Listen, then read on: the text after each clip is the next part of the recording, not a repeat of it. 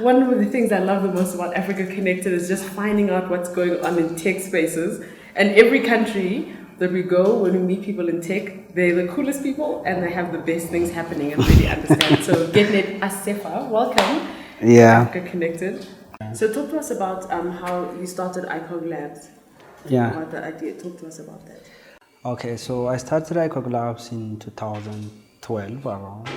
So I was passionate about automation, AI, robotics, and moreover on creating abundance economy in Africa all around the world. So most of the time I'm so excited by why technology is not solving our day-to-day problems. And as you see in our story, since 1900, it's just technology started after electricity. When electricity starts, so many technologies like suddenly emerged. So as you compile this, you see all of our technological stories just 100 years stories. So I'm also keep on asking myself that is there any possibilities that most of our problem can be radically solved by using through technology, especially emerging technology. So that's what I start thinking from my childhood onwards. Yes. Okay, so then I found out that really AI can solve many problems. Our day-to-day routine redundant works can be automated or replaced by a robot. By developing a very small software, you can teach millions of African kids by AI. And also you can use like predictive model for politicians, for decision makers. You can use also robot for farming, mechanized farming and this stuff. So AI definitely will help for fastest development of the country, definitely, but nobody is aggressively using AI currently. It's a type of like leapfrogging phenomena. So you don't need to copy exactly what developed countries trend.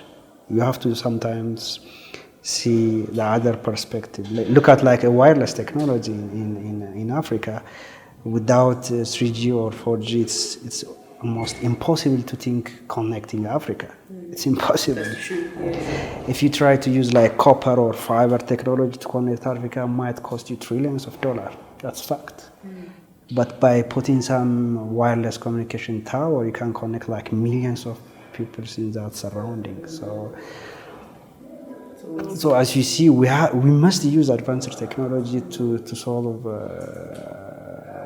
African problem radically. If you think to solve African problems immediately, you must use advanced technology. It's a must phenomenon. Let me also ask you about the startups in Ethiopia and about tech startups. Is it something that you see a lot? Do you get a lot of support?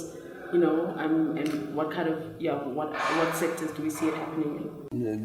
There are many creative people in Ethiopia. There are many problems they are facing these startups. One of the problems, they don't have space for working, co-working space. The other, there is no infrastructure like internet connection, basic infrastructure they lack. So there is like office problem, internet connection problem, e-commerce. Online banking is one of the challenge what they are facing. The other is investors are not willing to invest on their creative and crazy ideas because, as you see, startups come up with brilliant idea, but they don't have like an asset to hold and get investment. So one of the problems is who's going to connect the innovators and the financial system. There is support, but it's not sufficient support to boost these innovators and startup to go to the higher ladders. For you, what do you think makes people want to do business in Ethiopia or come here and have an experience? What makes Ethiopia unique to the rest of the continent? So in such a way, if you come up with a brilliant idea, there is a huge untapped intelligent resource you can find. So, and also the majority of the population is young people. So There are around 250,000, he says, graduate every year. So a lot of engineers you can find. So especially if you are working in knowledge economy, if you want to create a software company or business or whatever marketing. So I think there are many youngsters ready to So the young people in Ethiopia are ready and they're waiting. They are waiting more investment. They are waiting more. They are open also to for new things.